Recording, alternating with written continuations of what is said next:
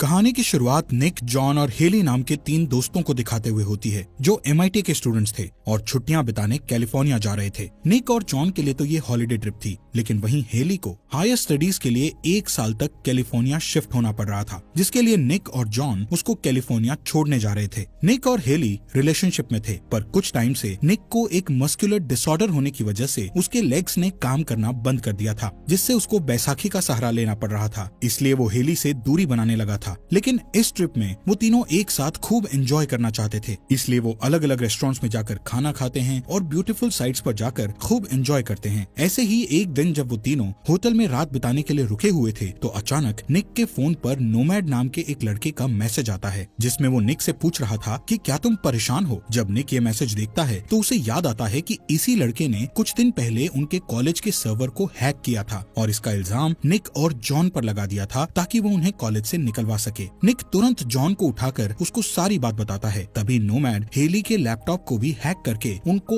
और भी उकसाने वाले मैसेजेस करता है ताकि वो लोग गुस्से में आकर उसे रिप्लाई करें, जिससे वो दोनों नोमैड का लोकेशन ट्रैक करने लगते हैं और कुछ टाइम बाद वो नोमैड की लोकेशन ट्रैक करने में कामयाब हो जाते हैं। वो देखते हैं कि उसकी लोकेशन उनके होटल के आसपास के एरिया में ही है। अगले दिन निक हेली के पास जाकर उसे कहता है कि मेरी लेग्स बहुत खराब होती जा रही है और कुछ दिनों बाद शायद मुझे व्हील चेयर पर भी बैठना पड़ जाए, इसलिए मैं नहीं चाहता कि मेरे साथ रहकर तुम्हारी जिंदगी बर्बाद हो जाए। निक की तरह हेली भी उसे बहुत प्यार करती थी, लेकिन निक की ये बात सुनकर उसका दिल टूट जाता है।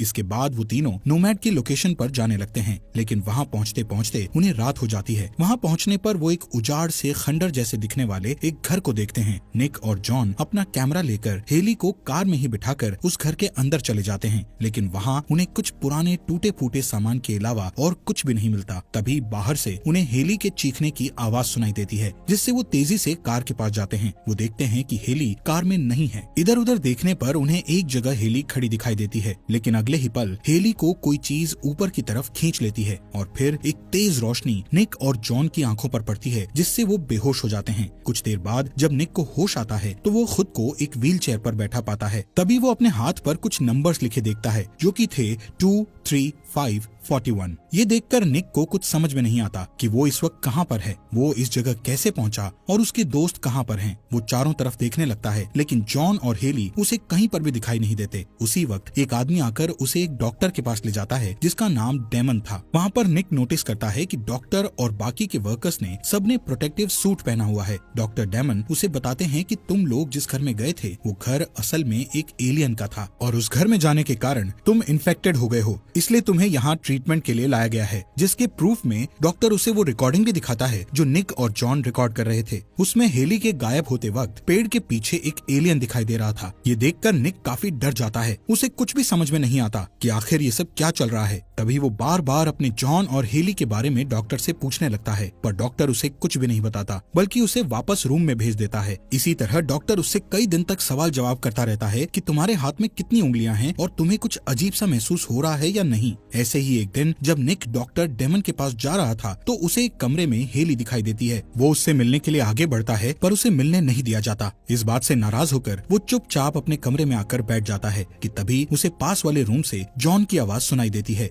जिससे वो दोनों एक दूसरे की आवाज सुनकर काफी खुश होते हैं और एक दूसरे से पूछने लगते हैं कि हम कहाँ पर हैं और यहाँ कैसे पहुँचे। जॉन निक को बताता है कि इन लोगों ने मुझे कुछ पीने को दिया था और तब से मुझे मेरे हाथ नॉर्मल नहीं लग रहे। वहीं निक कहता है कि मुझे भी मेरे पैरों में कुछ महसूस नहीं हो रहा, ऐसा लग रहा है जैसे मेरे पैर हैं ही नहीं। वो बताता है कि मैंने एक रूम में हेली को बेहोश पड़े देखा था, लेकिन मुझे उससे मिलने नहीं दिया गया। इसके बाद जॉन और निक ये डिसाइड करते हैं कि आज से वो दोनों यहाँ की हर जानकारी एक दूसरे के साथ शेयर करेंगे ताकि वो यहाँ से निकलने का कोई प्लान बना सकें। उस दिन से निक हर एक चीज को नोटिस करने लगता है कि उसे किस किस रूम में ले जाया जाता है, किन किन कोड वर्ड से दरवाजे खुलते हैं और किन किन लोगों से उसकी बात कराई जाती है। ये सारी बातें नोटिस करके रात को वो जॉन को बताने लगता है। एक दिन डॉक्टर डेमन निक से शेप्स एंड कलर्स का टेस्ट लेने वाले होते हैं, पर तभी निक उन्हें टेस्ट देने से इनकार कर देता है और कहता है कि जब तक आप मुझे मेरी दोस्त हेली से नहीं मिलाएंगे तब तक मैं आपकी कोई भी बात नहीं मानूंगा। अब मजबूरी में डॉक्टर डेमन उसे हेली के पास लेकर जाते हैं, लेकिन हेली तब कोमा में थी, इसलिए वो उससे कोई बात नहीं कर पाता और रात को जॉन से सारी बातें डिस्कस करता है। अभी वो दोनों बात कर ही रहे थे कि अचानक जॉन की आवाज आनी बंद हो जाती है, जिससे निक परेशान हो जाता है कि आखिर बात करते हुए जॉन अचानक चुप क्यों हो गया। वहीं दूसरी तरफ फैसिलिटी के अंदर एक काऊ पर एक्सपेरिमेंट चल रहा था कि तभी अचानक वहाँ की लाइट चली जाती है और अंधेरे का फायदा उठाकर कोई इंसान फैसिलिटी से भाग जाता है, जिससे सिक्योरिटी अलार्म बजने से निक घबराकर बाथरूम में छिप जाता है। थोड़ी देर बाद लाइट वापस आ जाती है और सारे वर्कर्स भी काम पर लौट आते हैं। वहाँ से निक को वापस उसके रूम में पहुँचा दिया जाता है। रूम में वापस आते वक्त निक को गैलरी में कुछ स्क्रैच के निशान दिखाई देते हैं, जिससे वो इसके बारे में अटेंडेंट से पूछता है, लेकिन वो उसे कुछ नहीं बताता। जब उसे दोबारा डॉक्टर डेमन के पास ले जाया जाता है तो वो उससे अपने दोस्त जॉन के बारे में पूछता है, लेकिन डॉक्टर उसे कहता है कि जॉन यहाँ नहीं है और ना ही उसे कभी यहाँ लाया गया था। वो थोड़ा सोच में पड़ जाता है कि डॉक्टर उसे झूठ क्यों बोल रहा है, जबकि वो हर रोज जॉन से बात करता है। वहाँ से वो अपने रूम में आकर रोज की तरह जॉन से बात करने की कोशिश करता है, लेकिन दूसरी तरफ से उसे जॉन की आवाज सुनाई नहीं देती, जिससे वो समझ जाता है कि या तो जॉन भाग चुका है या फिर किसी मुसीबत में है। अब उसे लगता है कि उसका भी यहाँ रहना खतरे से खाली नहीं है, इसलिए वो वहाँ से भागने के लिए चुपके से हेली के कमरे में जाकर उसके स्ट्रेचर को अपने व्हीलचेयर से बांध लेता है और सबकी नजरों से बचते हुए वहाँ से निकलने की कोशिश करता है। लेकिन वहीं इसी दौरान कुछ वर्कर्स निक के रूम की सफाई करने आ रहे थे। जब वो वहाँ पहुँचते हैं तो देखते हैं कि निक की बेडशीट के नीचे एक पेपर में कुछ नक्शे जैसा बना हुआ है और कुछ कोड वर्ड भी लिखे हुए थे, जिससे उन लोगों को लगता है कि निक वहाँ से भागने की कोशिश कर रहा है। वो लोग तुरंत दौड़कर दरवाजे के पास पहुँच जाते हैं और देखते हैं कि निक गेट खोलने के लिए कोड वर्ड्स डाल रहा है, जिससे वो लोग तुरंत उसे पकड़ लेते हैं और तभी निक बेहोश हो जाता है। इसके बाद जब निक को होश आता है तो वो खुद को हेली के रूम में उसके बगल वाले बेड पर लेटा देखता है। दोनों एक दूसरे को देखते हैं और जैसे ही वो उसकी तरफ हाथ बढ़ाता है तो डॉक्टर्स आकर उसे रोक देते हैं। तभी हेली बेहोश हो जाती है। इसके बाद निक डॉक्टर्स के साथ हाथापाई में बेड से नीचे गिर जाता है, जिससे डॉक्टर्स उसे इसी हाल में छोड़कर वहाँ से चले जाते हैं। तभी निक देखता है कि उसकी दोनों टांगे निकालकर उसकी जगह रोबोटिक टांगे लगा दी गई हैं। ये देखकर वो काफी शॉक्ड रह जाता है कि आखिर उसके साथ ये सब क्यों किया जा रहा है। इसके बाद वो काफी हिम्मत करके अपनी रोबोटिक टांगों पर खड़ा होकर ठान लेता है कि अब चाहे जो भी हो मुझे यहाँ से बाहर निकलना ही है। निक जानता था कि वो लोग उसे बाहर से देख रहे होंगे, फिर भी वो वहाँ से भागने का मन बना चुका था। अब पहले तो वो एक ब्लैंकेट से अपने पैरों को बांध लेता है और फिर उनकी मदद से दरवाजे को तोड़ डालता है। जो कोई भी उसके रास्ते में आता है वो सबको ठिकाने लगाते हुए आगे बढ़ता चला जाता है। तभी अचानक डॉक्टर डेमन वहाँ आ जाते हैं और उसे वार्न करते हैं कि बाहर तुम्हें एलियंस का खतरा है और उनसे हम तुम्हारी जान नहीं बचा पाएंगे। लेकिन वो कुछ भी सुनने के मूड में नहीं था, इसलिए चुपचाप हेली को लेकर लिफ्ट से नीचे उतर जाता है। लेकिन लिफ्ट से नीचे उतरते ही उसे एक लंबा टनल दिखाई देता है, जिसे पार करके वो लोग वहाँ से बाहर निकल आते हैं। उसी वक्त हेली को भी होश आ जाता है। वो लोग देखते हैं कि वो इस वक्त एक सुनसान एरिया में है, जहाँ दूर दूर तक किसी का नामो निशान भी नहीं है। पर तभी उन्हें उनकी तरफ एक कार आती दिखाई देती है। वो दोनों उस कार में बैठी एक बूढ़ी औरत से लिफ्ट ले लेते हैं। वो बूढ़ी औरत देखने में तो नॉर्मल दिखाई दे रही थी, लेकिन उसकी बातें कुछ अजीब सी थी, जैसे वो पूरे होशो हवास में ना हो। थोड़ी दूर जाने के बाद वो औरत कार को सड़क के बीचों बीच रोककर जोर जोर से हंसने लगती है। ये देखकर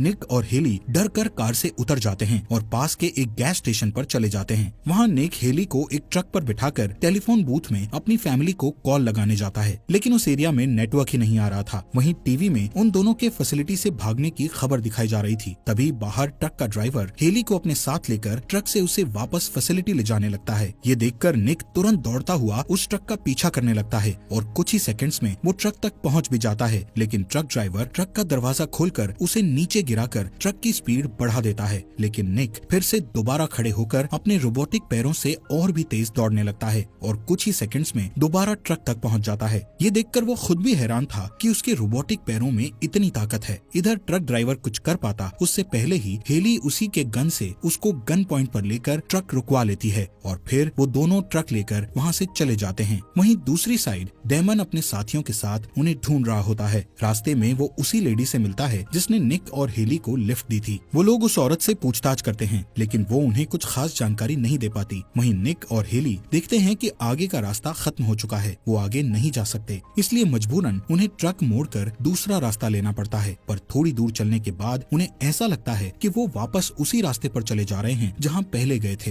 ये देखकर वो थोड़ा कंफ्यूज हो जाते हैं। अचानक उन्हें पास ही में एक विजिटिंग सेंटर दिखाई देता है। उसके अंदर जाने पर उन्हें एक मैप दिखाई देता है, जिसमें वो देखते हैं कि इस पूरे एरिया में सिर्फ एक ही रोड है। अब क्योंकि हेली की हालत काफी खराब थी, इसलिए वो दोनों आज की रात वहीं रुकने का फैसला करते हैं। लेकिन रात होते ही वहाँ फैसिलिटी के काफी सारे लोग उन्हें ढूंढने के लिए वहाँ आ जाते हैं, जिससे निक और हेली उनसे बचने के लिए वहाँ पर छुपने लगते हैं। ऐसे ही छुपते हुए उन दोनों को वहाँ विजिटर सेंटर में उनका फ्रेंड फ्रेंड जॉन भी मिल जाता है, जो कि एक प्रोटेक्टिव सूट पहने हुए एक जगह छुप कर बैठा था। उधर डॉक्टर डेमन उस विजिटर सेंटर के ओनर से निक और उसके साथियों के बारे में पूछता है, लेकिन वो विजिटर पागलों जैसी हरकतें कर रहा था, जिससे डॉक्टर डेमन उसे शूट करके मार डालता है। इसके बाद डॉक्टर डेमन अपने साथियों के साथ वहाँ से चला जाता है। वहीं निक हेली की गर्दन में वही नंबर्स देखता है जो उसके हाथ पर बने हुए थे। ये देखकर वो और भी ज्यादा परेशान हो जाता है कि आखिर ये क्या चल रहा है, जिससे जॉन निक को बताने लगता है कि इन नंबर्स को अगर टोटल कर दिया जाए तो 51 बनता है। वो बताता है कि मेरे भी हाथों को इन्होंने रोबोटिक हाथों से रिप्लेस कर दिया है, मतलब कि ये लोग हमारे पर एक्सपेरिमेंट्स करते हैं, और ये 51 का मतलब है कि हम एरिया 51 में हैं, जहाँ पर साइंटिस्ट साइंस एक्सपेरिमेंट्स करते हैं और इस बार हम उनके सब्जेक्ट हैं। ये सुनकर निक और हेली दोनों घबरा जाते हैं।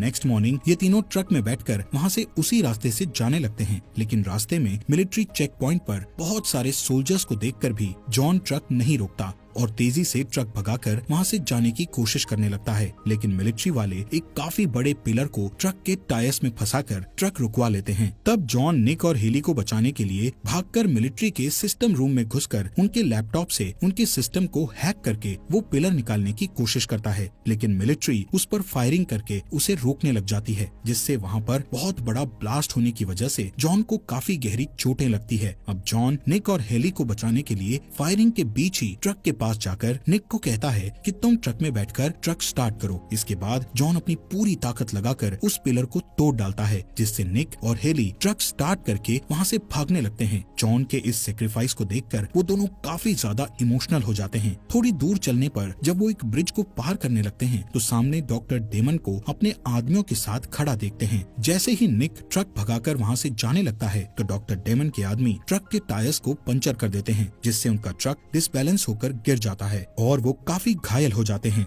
हेली तो वहाँ पर बेहोश हो चुकी थी, जैसे उसमें जान ही ना हो। इसके बाद एक हेलीकॉप्टर से कुछ फैसिलिटी के लोग वहाँ पर आकर हेली को वहाँ से ले जाते हैं। ये देखकर निक गुस्से में अपने रोबोटिक पैरों से खड़ा हो जाता है। उसी वक्त उसका ध्यान डॉक्टर के लगे हुए टैग नेम पर जाता है, जिसको उल्टा करने पर नोमैड बन रहा था। निक समझ जाता है कि ये कोई और नहीं बल्कि नोमैड ही था। तभी डेमन उसे बताता है कि पहले हमने तुम्हारे कॉलेज के सर्वर को हैक किया ताकि तुम्हें कॉलेज से निकाल दिया जाए। उसके बाद हमने ही तुम्हें होटल में उकसाने वाले मैसेज भेजे ताकि तुम खुद ही हमें ढूंढते हुए उस जगह आ जाओ। डेमन बताता है कि तुम्हारी वजह से ही तुम्हारे दोस्त आज इस सिचुएशन में हैं। डेमन निक को ये भी बताता है कि हम इंसानों को पकड़कर उन पर एलियन टेक्नोलॉजी के एक्सपेरिमेंट्स करते हैं और अभी तक जितने भी इंसानों पर हम एक्सपेरिमेंट्स कर चुके हैं उनमें से तुम हमारे सबसे कामयाब प्रोजेक्ट रहे हो, क्योंकि तुमने एलियन टेक्नोलॉजी के इन लेग्स को अपनी बॉडी से पूरी तरह अटैच कर लिया है कि जैसे ये तुम्हारे असली पैर हों। अब ये सब सुनने के बाद निक को इतना ज्यादा गुस्सा आता है कि उसकी पूरी बॉडी हीट करने लगती है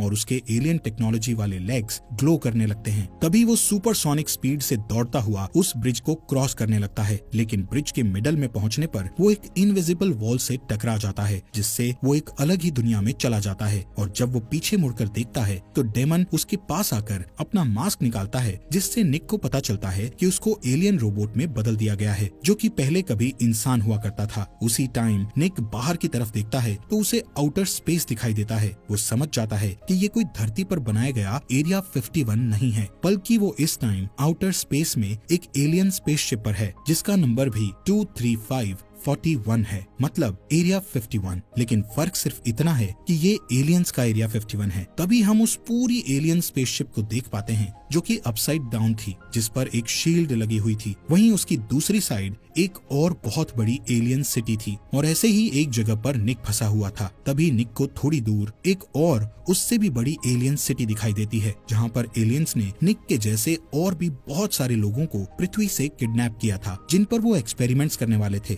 और अपनी इन सभी एलियन स्पेसशिप को अपने होम प्लेनेट पर लेकर जा रहे थे। इसी सस्पेंस के साथ ये मूवी यहीं पर खत्म हो जाती है। दोस्तों, आपके अपने फॉक्स एक्सप्लेनर हिंदी चैनल को सब्सक्राइब करने के लिए दिल से शुक्रिया।